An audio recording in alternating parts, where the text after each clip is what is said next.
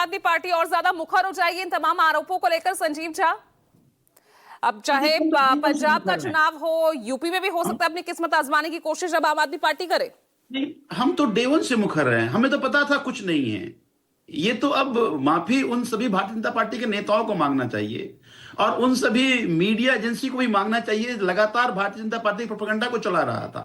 हमें तो day one से पता था कि कुछ नहीं है। हम तो डे वन से कह रहे थे कि भाई ये एक षड्यंत्र है। हम डे वन से कह रहे थे कि हमारी पार्टी को तोड़ने की कोशिश है। हम डे वन से कह रहे थे कि अरविंद केजरीवाल जी को खत्म करने की साजिश है, आम आदमी पार्टी खत्म करने की साजिश है।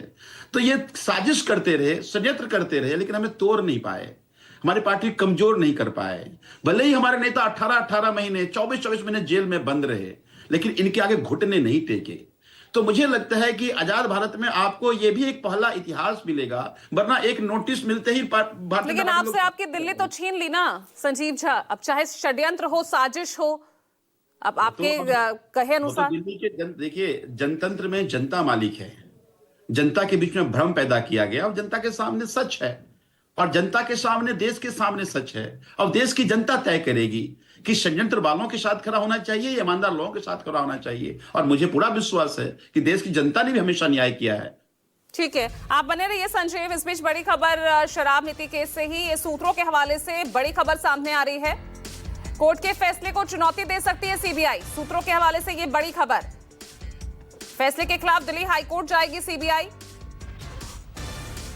और संजीव हमारे साथ लगातार बने हुए हैं। संजीव, आपने यहाँ सुनिए, आपने देख ही लिया, यहाँ पर अब हाई कोर्ट का रुख करेगी, मामला यही नहीं थमने वाला।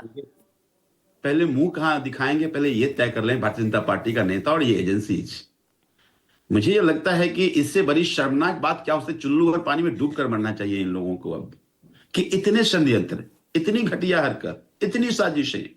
और साजिशें क्यों? चूंकि आप घबरा गए अरविंद केजरीवाल से, आप घबरा गए आम आदमी पार्टी से, घबरा गए अरविंद केजरीवाल के सवालों से, तो जेल में बंद। ये तानाशाही नहीं है तो और क्या है? तो मुझे लगता है कि ये इमरजेंसी जैसी ही हालात है ना। क्या इससे देश मजबूत होता है? क्या आप एजेंसी को मिसयूज करके आप अपोजिशन को बंद कर रहे हो, आवाज खत्म कर रहे हो, तोड़ने की कोशिश कर रहे हो, तो फिर देश कमजोर कर रहे हैं आप, जनतंत्र कमजोर कर रहे हैं, संविधान को कमजोर कर रहे हैं आप। तो मुझे लगता है कि ऐसे व्यक्ति जो इस देश को कमजोर करे, जनतंत्र को कमजोर करे, ऐसे व्यक्ति को बर्दाश्त नहीं करना चाहिए। और मुझे यह लगता है कि अब मुंह छुपाने के लिए कुछ भी बात करेंगे तो कर रहे हैं। राजीव, अब